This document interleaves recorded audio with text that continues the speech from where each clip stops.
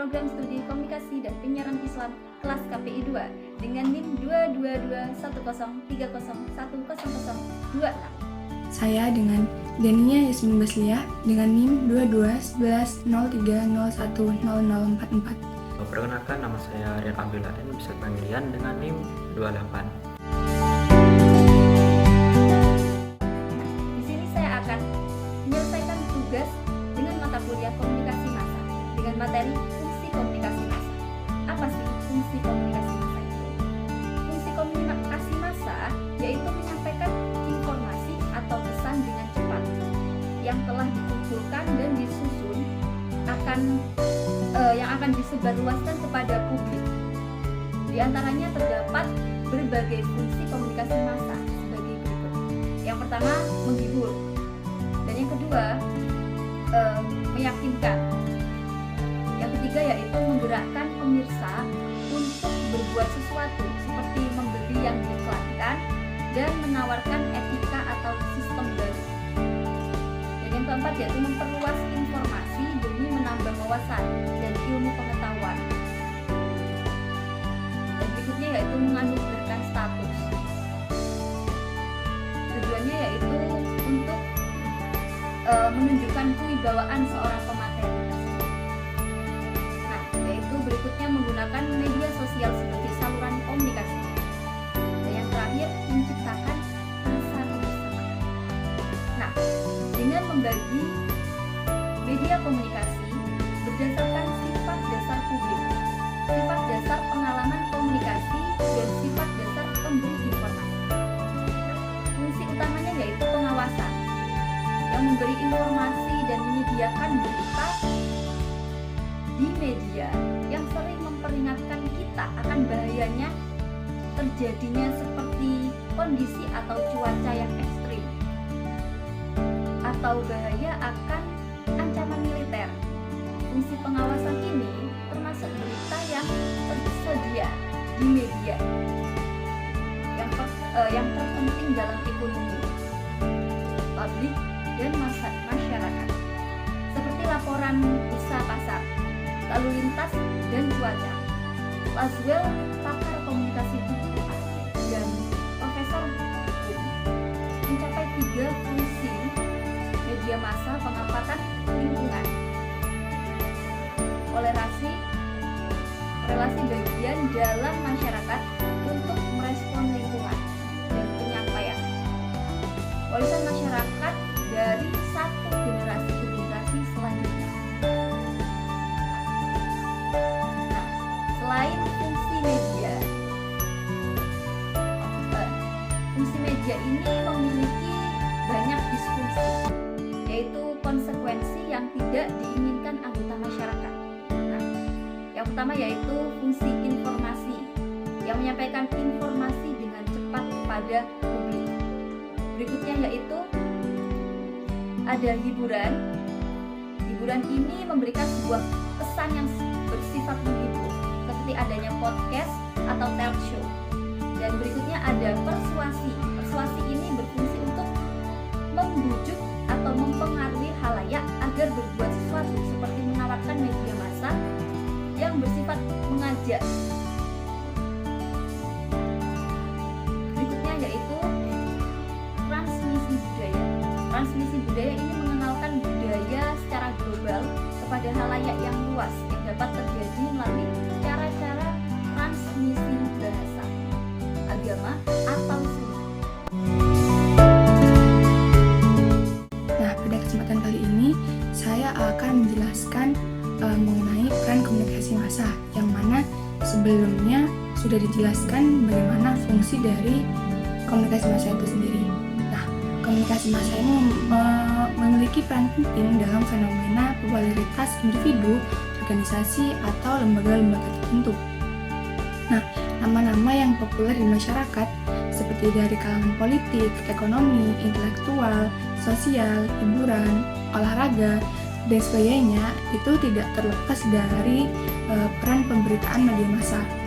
Nah, media massa ini menampilkan kepandaian, bakat, dan juga prestasi tertentu dari individu sehingga memperoleh perhatian dan apresiasi dari khalayak. media massa ini membentuk jiwa dan keterampilan kepemimpinan melalui informasi-informasi politik yang disampaikannya. Nah, para politisi ini dapat dicitrakan sedemikian rupa hingga menghasilkan citra yang positif, sehingga melambungkan namanya dan mendapat simpati serta dukungan dari publik.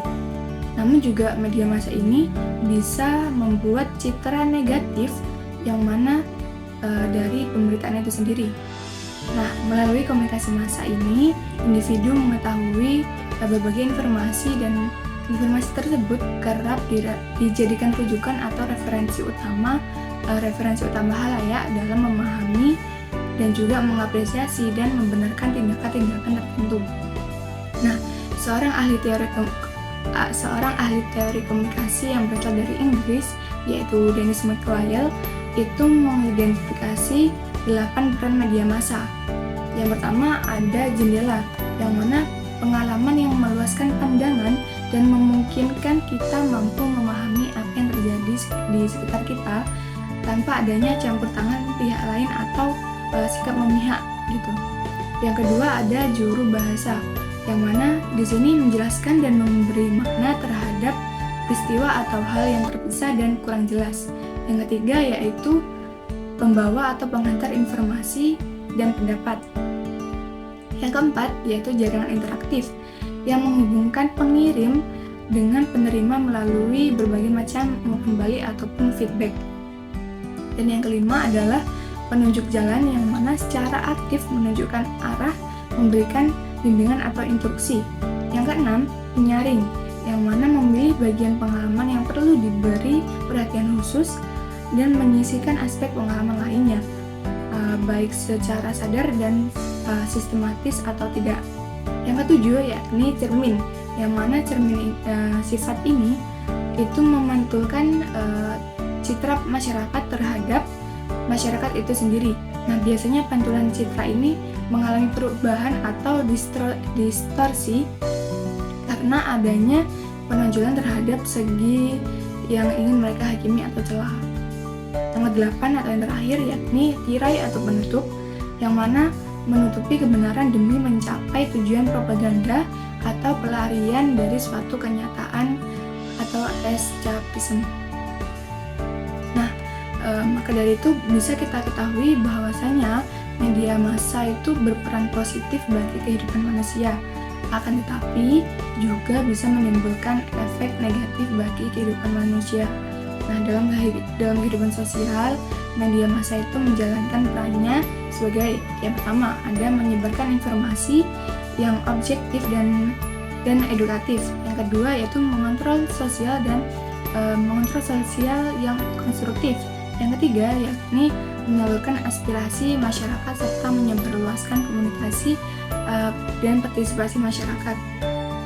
Nah, karena sebelumnya itu sudah dijelaskan mengenai fungsi dari komunikasi massa dan barusan saja saya menjelaskan apa peran dari komunikasi massa itu sendiri. Nah, perbedaan dari keduanya itu lebih pada fungsi komunikasi massa itu merujuk pada tujuan utama dari komunikasi massa itu sendiri. Sedangkan peran komunikasi massa itu merujuk pada bagaimana komunikasi massa berpengaruh dan atau mempengaruhi masyarakat. Nah, di sini saya akan menjelaskan tentang contoh dari komunikasi massa. Jadi komunikasi massa itu ada beberapa contoh, seperti hanya ada media massa cetak, media massa elektronik, dan media massa online. Jadi yang pertama ya, ini apa sih media massa cetak ini? Jadi media massa cetak ini adalah sebuah bentuknya di mana media itu digunakan untuk menyampaikan sebuah informasi berita atau tayangan kepada khalayak atau disebut dengan sebuah masyarakat. Nah, media massa cetak ini berbentuk fisik. Sebagai contoh ada koran, terus ada majalah. Itu adalah sebagai berbagai contoh dari media massa cetak. Terus ada juga media massa elektronik, ya di mana menyampaikan sebuah informasi audio maupun visual menggunakan sebuah elektro. Seperti contoh ada radio, terus ada televisi, terus yang terakhir yakni di mana media massa online yang banyak yang bisa dilakukan dengan secara online atau bisa seperti halnya kayak terhubung dengan internet gitu, seperti ada gadget, komputer maupun laptop. Jadi beberapa masyarakat ini bisa menggunakan sebuah media massa online ini supaya tersampaikan, seperti contoh ada platform web. Kita lihat di Google, terus kita ketik web berita seperti CNN Indonesia dan lain sebagainya. Terus ada platform media massa, media sosial seperti hanya Instagram, Facebook maupun WhatsApp. Terus ada itu masyarakat lebih banyak melihat atau sebuah informasi yang didapatkan itu dari media massa online, karena lebih mudah didapat dan tidak memerlukan dengan biaya. Mungkin itu saja. Terima kasih. Assalamualaikum warahmatullahi wabarakatuh.